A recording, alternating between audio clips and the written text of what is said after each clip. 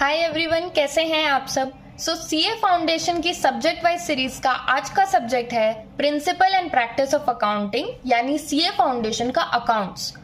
इस वीडियो में हम डिस्कस करेंगे कि सीए फाउंडेशन लेवल पे अकाउंट सब्जेक्ट में ऐसी कौन सी इंपॉर्टेंट पॉइंट्स टू रिमेंबर हैं, क्या चीजें ऐसी हैं जिनका आपको मेजर ध्यान रखना चाहिए।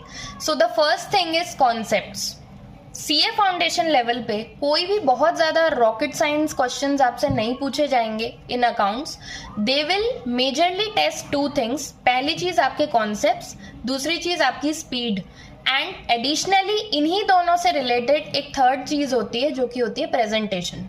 इन तीनों चीजों पे अगर आपने अपना कमांड कर लिया है तो आप अकाउंट्स में इजीली बहुत अच्छे मार्क्स स्कोर कर सकते हैं इन सीए फाउंडेशन लेवल। इन तीनों चीजों को क्लियर करने के लिए सबसे पहली चीज होती है प्रैक्टिस। जितना हो सकता है आपको अपनी अकाउंट्स की प्रैक्टिस बढ़ानी है। Let me B very clear, ऐसा नहीं होता कि अकाउंट्स किसी की अच्छी होती है या कोई अकाउंट्स में अच्छा नहीं होता है। It is all a game of practice. जो अकाउंट्स की जितनी प्रैक्टिस कर लेता है उसके कॉन्सेप्ट्स उतने अपने आप क्लियर होते जाते हैं। तो आपको अच्छे से प्रैक्टिस करनी है अकाउंट्स की। प्रैक्टिस करने के लिए आपका मटीरियल जो है वो स्टडी मटीरियल, आपके मॉक टेस्ट पेपर और प्रीवियस ईयर क्वेश्चन पेपर जितने भी हैं वो सारे कवर होने चाहिए। ये जो मैंने आपको मटेरियल बताया है ये बेयर मिनिमम है, मतलब इनमें से एक भी चीज आपको नहीं छोड़नी है। ये तो बेयर मिनिमम है। ये कवर करने के बाद ही आप किसी और मटेरियल पे स्किप करना। ऐसा मत करना कि आपने किसी और रिसोर्स से कहीं और से सारी चीजें कर ली लेकिन ये चीजें छोड़ दी। बी वेरी श्योर कि अगर आप कोई स्कैनर या कोई दूसरा मटेरियल भी रेफर कर रहे हो तो ये सारी चीजें उसमें कवर हो रही हैं। Another thing to remember is आपका कैलकुलेटर। सीए फाउंडेशन में फर्स्ट टाइम आप लोग कैलकुलेटर यूज कर रहे हो।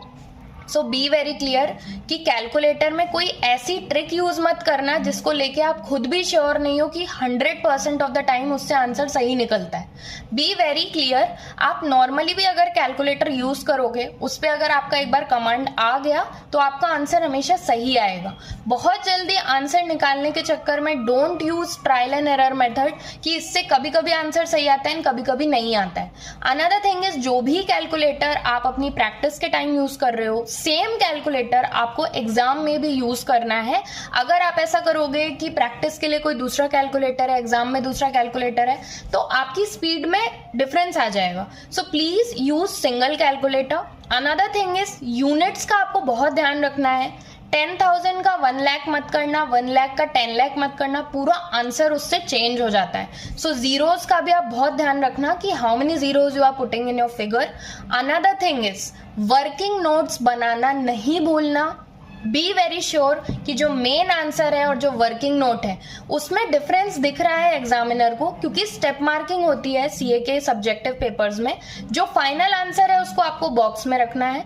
वर्किंग नोट बनाना बिल्कुल मत भूलना। स्टेप मार्किंग में वर्किंग नोट बहुत हेल्प करते हैं। अनदर थिंग इज प्रेजेंटेशन के लिए अब आप पूछोगे कि प्रेजेंटेशन हमें कैसे पता चलेगा कि हमारी सही है या नहीं।